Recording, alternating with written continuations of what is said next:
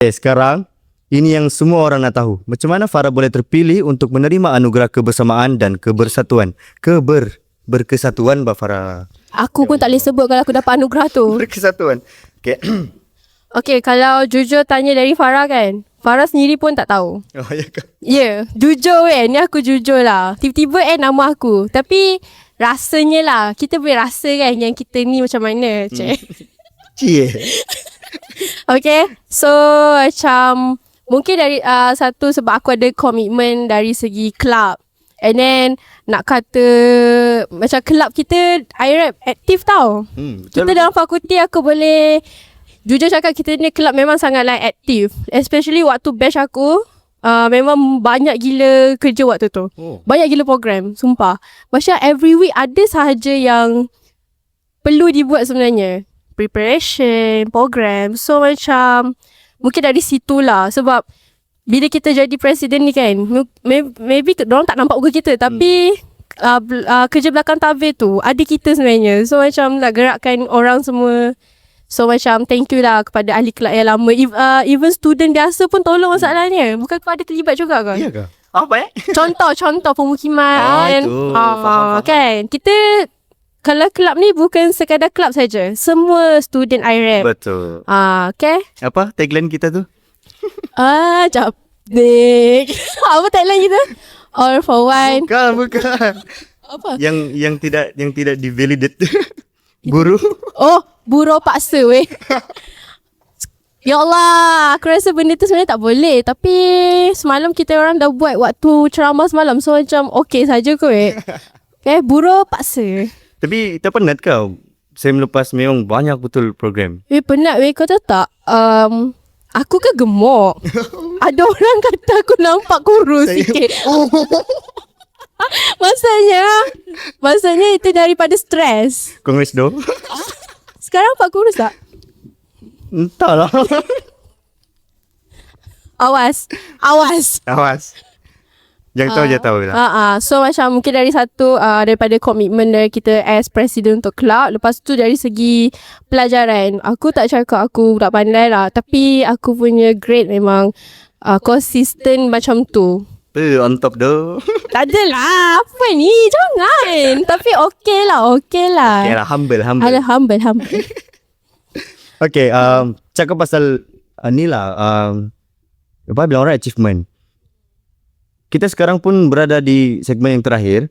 Jadi, before we end, untuk student FSSK di luar sana yang sedang mendengar sekarang, especially yang bersemangat kepimpinan, berkarisma dan terus berjuang, apa top 5 tips Farah untuk dorang?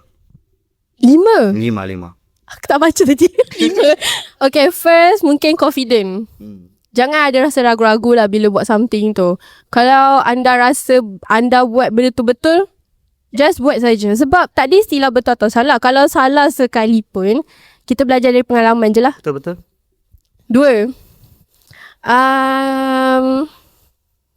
Mungkin kena banyak bergaul dengan orang-orang yang berilmu. Tak semua orang berilmu. Kadang-kadang kita tengok orang tu macam biasa, sebenarnya dia ada pengetahuan yang kita tak tahu.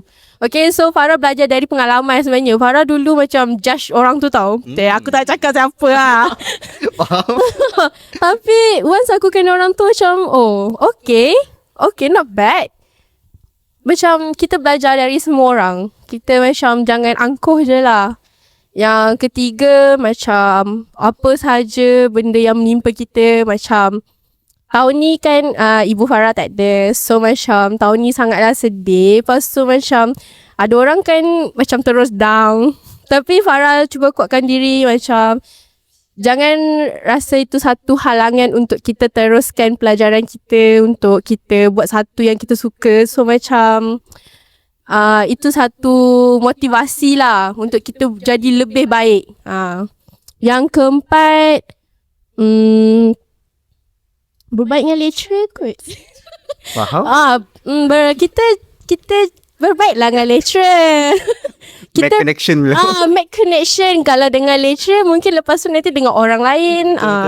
So rajin-rajin lah jumpa korang punya pensyarah ke, korang punya, tak kisah pensyarah. Kalau korang tiba-tiba korang studi FSSK tapi korang rapat dengan pensyarah dekat FEB pun boleh saja. Tapi kalau korang ada something-something tu aku tak tahulah. Ini tujuan ilmu sahaja, okay? Kisah Okay, yang akhir sekali kan? Kelima. Akhir sekali rajin-rajin lah join aktiviti. Sebab kalau sekadar datang fakulti belajar, saya tak rasa lah berkembang otak juga. Betul. Memang kena join aktiviti. Penting tu. Tapi pilihlah aktiviti yang tak memudaratkan korang. Okay? Especially budak IRAP. Kalau pressure jangan buat. Cakap say no. Betul. Okay? Tu saja kot. Thank you doh Farah. Sama doh. Okay, baiklah. Sekian saja daripada episod kita kali ini. Dan kita berharap pelajar di luar sana sedang mendengar ini dapat menjadikan alumni kita sebagai teladan dan contoh untuk membina masa depan kita. Sekali lagi, sudah semestinya kita berpeluang untuk mendengar sendiri setiap keluhan, cabaran dan perjalanan alumni kita dalam dunia pelajaran dan kepimpinan. Dan inilah pengakhiran podcast kita, Kisah di Sebalik Tabir. Tabir pun boleh, ulang-ulang. Dan inilah pengakhiran podcast kita, Kisah di Sebalik Jubah. Jangan stress. Yang penting, aduh ya Allah.